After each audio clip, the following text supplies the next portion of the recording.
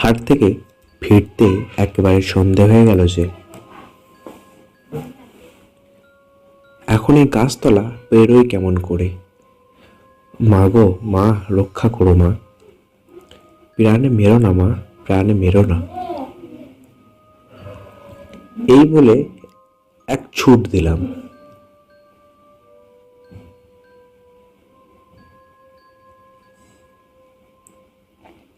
ঠাম্মা, ওই দেখো ভূত।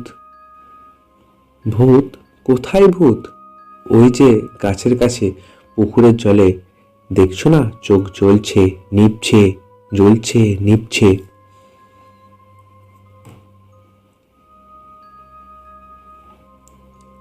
ওরে বাবা, দেখিস না দেখিস না, চোখ ঝলসে যাবে। তুই ছোট শর্ত। আচ্ছা ঠাকমা, সত্যি সত্যি ওই গাছে কি ভূত আছে? আছে মানে সেই কোন কাল থেকে আছে জানিস? ও হলো ভুতুড়ে গাছ। একদিন তোর দাদু বৃষ্টিতে বুঝলি গাছের নিচে দাঁড়িয়েছে, অমনি একটা লম্বা ডাল এসে তোর দাদুকে তুলে নেয় আর কি। তারপর তার সঙ্গে তোর দাদু তো সেই প্রাণপণে দৌড়ে একবারে বাড়ি চলে এসেছে। তারপর তা সে যে কি জ্বর, কি জ্বর, তুমুল জ্বর, কিছুতেই ছাড়তে চায় না, মোটে ছাড়তে চায় না রে। তারপর তারপর সে ওঝায় এসে সেই জ্বর সারায়। নে নে ঘুমো দেখি, এবার ঘুমো তো। এই যে নতো, তোমার তো দেখাই মেলে না। আগে না মানে জঙ্গলে কাঠকুটো জোগাড় করতে যায় তো, তাই হয়তো দেখতে পাননি। তা কাঠ জোগাড় করছো তো করো, তবে আমার টাকাটা বের করো। দয়া করুন, সবে জমিতে বীজ পুঁতেছি, ফসল ফলার অপেক্ষা। আজকে সন্ধ্যায় সুদসহ আসলটা ফেরত দিয়ে দিও। এবার না পেলে কিন্তু এই ভিটে মাটি বিক্রি করে দাও বাবা, মনে থাকে যেন। চলি। হ্যাঁ গো, এ কি হবে গো? এ তো একরকম শাঁসিয়ে গেল। আর আমাদের জমি বা কই যে ফসল ফলাবে? জানি না রে বউ, ও কথা তো বাঁচার জন্য বললাম। কি হলো রে, অমন দৌড়াচ্ছিস কেন শিবু? গ্রামের নতুন জামাই ভূতের ভয়ে ভূতের গাছতলায় জ্ঞান হারিয়েছে গো। সে কি? ওরে বাবারে মা রে মা, এই বলে এক দৌড় ছুট দিচ্ছি। আরে আমি নতু রে নতু।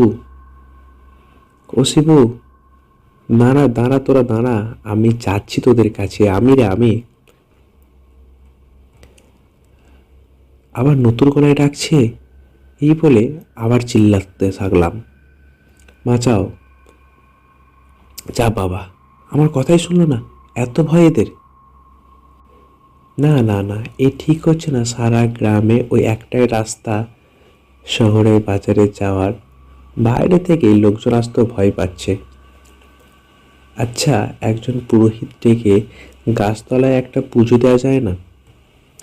যদি কিছু ফল হয়। হ্যাঁ, গ্রামের লোকগুলো সবাই রাজি। গ্রামের প্রধান হিসাবে পুরোহিতের দক্ষিণাটা না হয় আমি দিয়ে দেব, কিন্তু তোমরা সবাই মিলে কিছু কিছু উপাচারের ব্যবস্থা করো, বাকি সব আমরা ব্যবস্থা করব। বেশ বেশ, তাহলে কালকে সকালে সবাই তোমরা সকলে গাছতলায় এসে জড়ো হবে।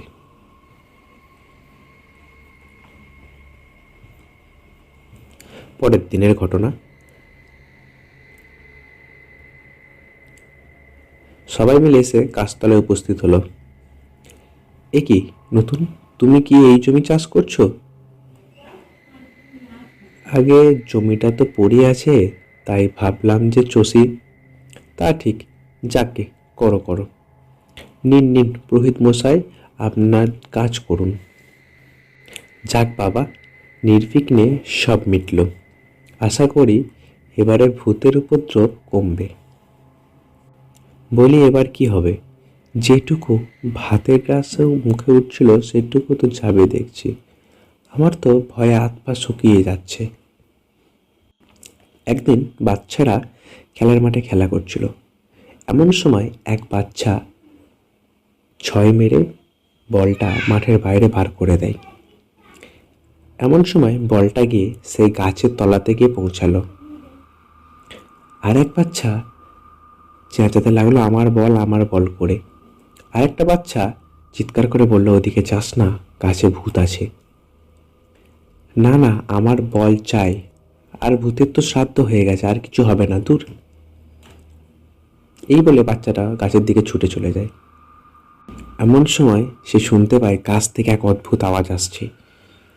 অদ্ভুত কান্নার আওয়াজ, হাসির আওয়াজ, এই সমস্ত উল্টোপাল্টা আওয়াজ আসছে। বাকি বাচ্চারা চিৎকার করতে থাকে যে ভূতে কাঁদছে, ভূতে কাঁদছে, পালা পালা, সবাই পালা।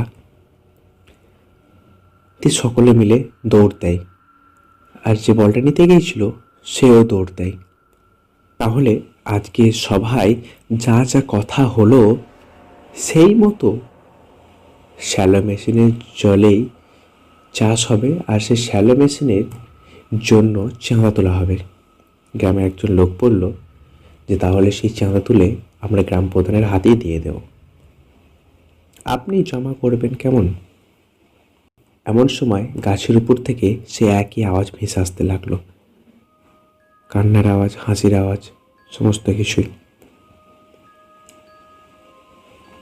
কোথা থেকে আসছে কান্না? ওই গাছ থেকে কাল একটা বাচ্চাও কান্না শুনেছে। আমি ভেবেছিলাম বুঝি ভয়ে বলছে, এখন তো দেখছি সত্যি। কাজ হয়নি, কাজ হয়নি, ভূত আরও রেগে গেছে। সবাই মিলে ভয়ে সেখান থেকে পালিয়ে গেল। কিন্তু গ্রাম প্রধান সেখানে ভয়ে অজ্ঞান হয়ে পড়ে গেল। তার পরের দিন সকালে গ্রাম প্রধানকে তুলে সবাই মিলে গ্রামে মানুষরা তার বাড়িতে নিয়ে এলো। আর একজন বলল যে কালকে গ্রাম প্রধানকে রেখে সবাই মিলে পালিয়ে আসা ঠিক হয়নি, কিন্তু কি করে জানবো যে উনি দৌড়াতে পারবেন না। এসো এসো, দেখো, আমি সিদ্ধান্ত নিয়েছি জায়গাটা না ঘিরে দেব, যাতে কেউ না সেখানে যেতে পারে। নাকি বলো তোমরা? ঠিক ঠিক, তাহলে আজ থেকেই কাজ শুরু হোক। ঠিক আছে, আপনি বিশ্রাম নিন, আমি দেখছি। এই চলো, সবাই চলো। সেই কথা মতো সেখানে কাজ শুরু হলো। নতো, এই নতো, এই যে আমার টাকা কই? না মানে আসলে জোগাড় করতে পারিনি, আমাকে আর কয়েকটা দিন সময় দিন। এই তোর ঘর খালি কর, তোর ঘর খালি কর, আর মাত্র কয়েকটা দিন, আমি কথা দিচ্ছি আপনার টাকা যা করে জোগাড় করে দেব। গত মাসে বললি চারা বুনেছি, এই যা, ঝামেলা বাড়াস না, এখান থেকে যা তো। কী হয়েছে নতু? টাকা নিয়ে শোধ দিচ্ছে না।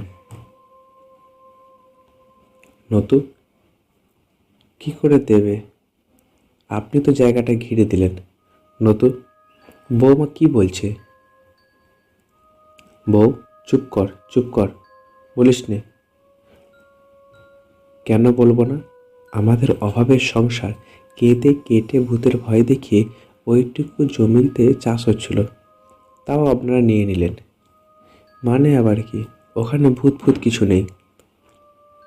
আমি গাছে উঠে বসে কেঁদে কেঁদে আপনাদের একটু ভয় দেখাতাম। সে কি, আমার জামাই যে ভয় পেয়েছিল, তা সে তো ভীতু। আর আমার বুড়োর জ্বর, ওটা বৃষ্টিতে ভেজার জন্য। আর ওই যে চোখ যে জল জল করে পুকুরে, ওটা তো আলেয়া, এ তো পুকুরে ওরকম দেখা যায় বাবা। আর ওই কান্না তোমার, হায় রে হায়। আর আমি কি, ছি ছি ছি ছি ছি। আর সেদিন তাই তোমার ডাক শুনেছিলাম, লণ্ঠনে তুমি ছিলে, কিন্তু আমি তোকে সেদিন ভয় দেখাতে চাইনি, বুঝলাম। কিন্তু কিন্তু বউ, তুমি এটা ঠিক করনি। ওর কোনো দোষ নেই, আমি ওকে ভয় দেখাতে বলেছিলাম।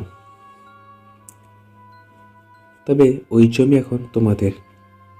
আর নতু, তোমার শাস্তি হলো প্রতি বছর ওই গাছের ফল ফলিয়ে গ্রামে বিলিয়ে দেওয়া। আর মহেন্দ্র, আর কয়েকদিন অপেক্ষা করো, ফসল কেটে ও শোধ দিয়ে দেবে তোমার টাকা।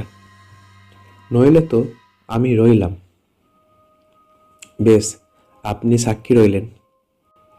এই বলে প্রতি বছর সে আম ফলাতো, আর সে আম পেড়ে গ্রামের বাচ্চাদের বিলিয়ে দিত। গল্পটা শেষ পর্যন্ত দেখার জন্য সকলকে অনেক অনেক ধন্যবাদ। ভিডিওটা ভালো লাগলে একটা লাইক করবেন, কমেন্ট করবেন, অনেক অনেক পরিমাণে ভিডিওটা শেয়ার করে চ্যানেলটা সাবস্ক্রাইব করবেন।